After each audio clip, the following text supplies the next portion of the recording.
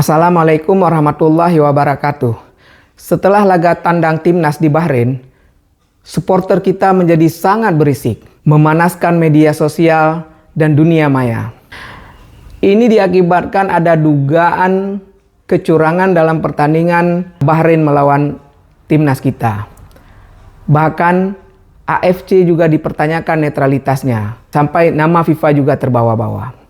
Apakah hanya karena faktor dugaan kecurangan ini yang membuat supporter timnas kita menjadi sangat berisik? Saya menilai di samping ada dugaan kecurangan dalam pertandingan tersebut, ada faktor lain yang menyebabkan begitu berisiknya supporter timnas kita. Faktor tersebut adalah penilaian yang salah dari masyarakat sepak bola kita terhadap timnas ini. Masyarakat kita merasa timnas kita sudah pada level yang bisa lolos Piala Dunia. Dan kejadian-kejadian seperti Bahrain inilah yang bisa menghalangi kita masuk ke Piala Dunia 2026. Ada beberapa teman datang bertanya kepada saya, kita akan lolos Piala Dunia ini. Saya bilang sangat-sangat berat sekali. Lalu mereka katakan dengan posisi timnas seperti ini, suasana timnas seperti ini, apalagi yang menghalangi kita untuk lolos Piala Dunia langsung kali ini.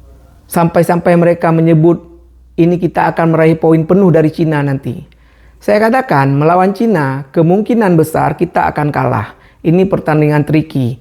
Tekanan dari banyak pihak untuk memaksa ST meragakan permainan menyerang itu sangat besar.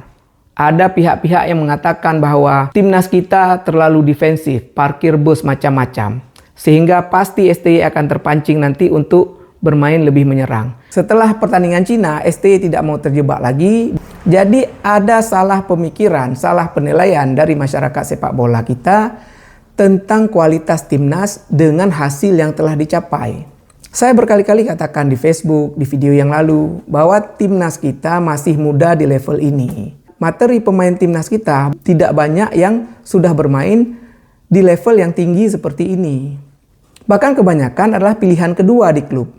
Ada dua faktor yang membuat timnas kita bisa meraih hasil yang sangat maksimal. Bagi saya ini sangat maksimal. Faktor pertama adalah kita punya tim kepelatihan yang mampu meramu materi tim yang apa adanya ini, cuma lini belakang yang cukup baik, menjadi sebuah tim yang sangat efisien di dalam pertandingan. Faktor kedua, bagi semua pemerhati sepak bola, saya rasa bisa membaca terjadi penurunan kualitas dari pesaing-pesaing kita. Arab Saudi kualitas menurun, Cina kualitasnya menurun jauh. Australia kualitasnya menurun jauh, sehingga saya tidak melihat seperti tim-tim Australia yang dulu. Bahrain terjadi penurunan kualitas permainan, bukan materi pemain, sehingga Bahrain tidak dapat hasil yang cukup positif. Setelah di Cina gagal, STY kembali meramu tim supaya bisa tampil efisien di dalam pertandingan dan memperoleh hasil yang maksimal melawan Arab Saudi. Tapi pesaing-pesaing kita juga melakukan perubahan-perubahan. Bahrain memasang 4-3-3 ketika melawan Australia, tapi tidak memasang pertahanan tinggi. Dan tidak juga rendah. Artinya Bahrain mengincar gol dengan tetap hati-hati di lini belakang. Sehingga pertandingan Australia melawan Bahrain menjadi kurang menarik karena strategi mereka untuk meraih poin. Jadi di sini kita lihat mereka mengambil langkah-langkah tidak populer untuk bisa mendapatkan hasil yang baik. Gol 4-4 terjadi karena kesalahan individu atau blunder dari lini pertahanan, bukan dari skema permainan. Saya melihat ini sebagai suatu langkah maju dari tim Bahrain dan Australia. Yang lebih gilanya lagi, penampilan spektakuler disajikan oleh Bahrain ketika melawan Jepang. Kalau kita melihat Bahrain bermain melawan Jepang, tentu supporter kita tidak berisik lagi. Dengan timnas kita seperti ini, membuat saya pesimis sekali. Melawan Jepang, Bahrain memakai 4-4-2, bukan skema bertahan. Kita tahu dengan kualitas tim Jepang, 4 pemain belakang tidak cukup. Tapi Bahrain memainkannya. 4-4-2 ketika menyerang, 4-4-2 juga ketika bertahan. Dan dia memasang pertahanan garis tinggi. Benar-benar gila. Ketika Jepang menguasai bola, 4 pemain di lini tengah Bahrain langsung pressing, memaksa merebut bola di lini tengah. Dan ketika Jepang bisa melewati lini tengah Bahrain, biasanya Jepang melalui 2 sayapnya, 2 fullback Bahrain menunjukkan kecepatan yang sangat baik, pertarungan, dan percaya diri untuk merebut bola, menghalang serangan Jepang. Sukses, Minamino, Mitoma, Doan, Kubo, mati semua. Saya tidak menyangka kualitas tim Bahrain sebenarnya seperti ini. Mengerikan sekali kecepatan, ketangguhan, dan percaya diri pemain Bahrain. Itu 2 fullbacknya menghadapi sayap-sayap cepat Jepang. Kalau bola sudah sampai ke sekitar kotak penalti, baru 4 pemain tengah Bahrain ini merapat ke lini belakang. Ini pertunjukan yang sangat spektakuler ketika tim sekelas Bahrain melawan tim Jepang. Lebih gilanya lagi, di babak kedua, Bahrain mulai merubah strategi untuk bisa menyerang lebih intens. Memasang 4-4-2, formasi permata di lini tengah. Menandakan Bahrain tidak mau lagi menyerang dengan 2 pemain. Dia ingin menyerang dengan 3 atau 4 pemain. Jadi ada 1 pemain yang akan selalu membantu serangan ketika Bahrain melakukan serangan balik atau serangan cepat. Bahkan 2 pemain tengahnya lagi ikut membantu. 1 pemain belakang ini jadi gelandang bertahan. Dan dia mundur ke belakang ketika bola dikuasai Jepang. Membuat pertahanan Bahrain menjadi 5. Kasarnya, Bahrain membagi timnya menjadi 2 bagian. Lini belakang dan lini depan. Paling ada 1 orang pemain itu untuk berjaga-jaga. Mereka memaksa garis pertahanan tinggi sehingga antara lini depan dan lini belakang dekat. Bola dikuasai, mereka akan memberi umpan lambung atau umpan jauh. Bahrain menyerang dengan 5 atau 4 pemain. Gila. Kalau ada yang bilang, itu biasa saja. Ternyata Bahrain kalah 2-0. 2 gol Jepang, kalau kita mengamati sepak bola, bisa terjadi karena Jepang memaksa mengeluarkan kemampuan perempat finalis Piala Dunia di pertandingan tersebut. 2 gol itu gol kelas perempat finalis Piala Dunia. Gol yang sangat bagus dan kualitas tinggi sekali. Itu yang membedakan sedikit antara pemain Bahrain dan Jepang, bahwa di pertandingan tersebut, melihat pertandingan tersebut, kita tidak bisa berisik lagi. Supporter kita tidak bisa berisik lagi. Dengan kondisi kita seperti ini, kondisi Bahrain, Australia, dan Cina sudah mulai membaik.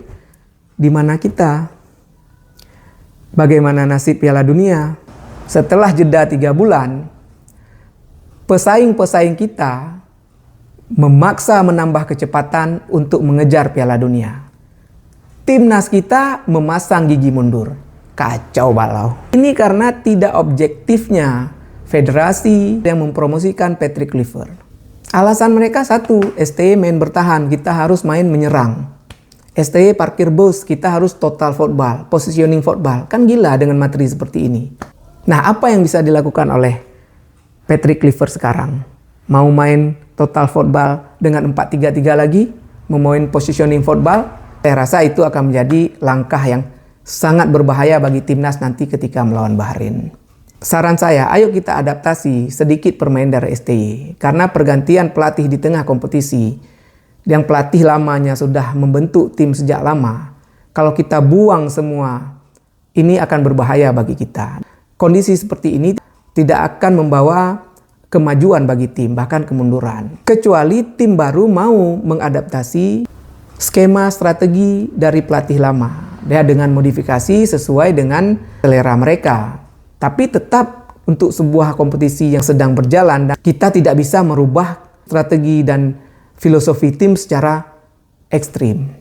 Kemudian saya menyarankan, di video yang lalu saya sudah katakan, ada baiknya kita memainkan pemain-pemain yang sudah sinergi dan sudah melewati proses adaptasi dan sudah menampilkan performa yang sangat baik bagi tim sejauh ini. Jai, kapten, sudah terbukti, sudah membuktikan diri. Rizky Ridho, ini anak kok dipertanyakan oleh pelatih. Ini anak sudah menampilkan performa yang sangat-sangat baik sekali. Dia sangat sinergi dengan Jai. Dia bisa saling menutupi.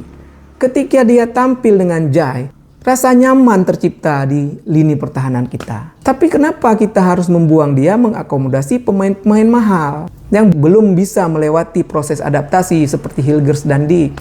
Kemudian Verdonk. Saya sudah katakan di Facebook saya bahwa kalau Verdonk kita taruh di center back, ini tidak memaksimalkan potensi dia dalam membantu serangan dan membangun serangan. Mainkan dia kembali di back sayap kiri. Dejan sudah tampil bagus di laga debutnya. Mainkan di sisi kanan. Sandy Walsh sudah membuktikan diri begitu berdedikasi untuk tim. Tampil sangat bagus. Saya melihat ini pemain yang paling tinggi mobilitasnya di tim. Rugi kalau Walsh nggak main. Kemudian Hübner. Saya tidak menyarankan Hübner di center back. Hübner pemain sangat agresif. Sangat agresif, sangat bersemangat, sehingga kalau dia diposisikan di center back, ya penalti dan kartu merah mungkin saja mudah didapatkan oleh lawan. Tempatkan dia di gelandang bertahan. Jerner sudah membuktikan membuat seimbang tim, membuat nyaman lini tengah. Dan sekali lagi saya katakan, saya heran anak ini tidak bermain di klub besar. Bagus sekali ini. Ini pemain-pemain yang sudah tampil sangat baik. Kenapa kita tidak utamakan? Kalau kita memang merasa rugi, itulah menaturalisasi Kevin Dijk, Hilgers, masukkan di sela-sela mereka. Ini saya dengar Hilgers nggak bisa bermain. Dan dia nampaknya tidak bisa lepas dari tekanan. Dijk juga, Dijk bermain seperti kaku. Walaupun saya katakan, saya tidak menarik ucapan saya bahwa Dijk pemain bagus yang sangat-sangat memahami cara bermain sepak bola. Dijk mungkin akan bisa menampilkan performa terbaiknya di masa-masa yang akan datang. Tapi dua pertandingan yang sudah kita lihat seperti kaku, seperti kebingungan dia. Ini akibatnya tidak ada sinergi. Dejan tampil bagus. Saya katakan Dejan dan Ole tampil bagus. Cuman Dejan seperti itu juga. Belum sinergi dengan tim. Ole sudah boleh. Ya untuk kelas striker timnas kita, untuk materi timnas kita saya rasa dia yang terbaik. Orad Mangun juga. Skill Orad Mangun menurut saya adalah skill paling tinggi di timnas. Kekurangan dia tak punya kecepatan. Mainkan mereka. Istirahatkan Marcelino dulu.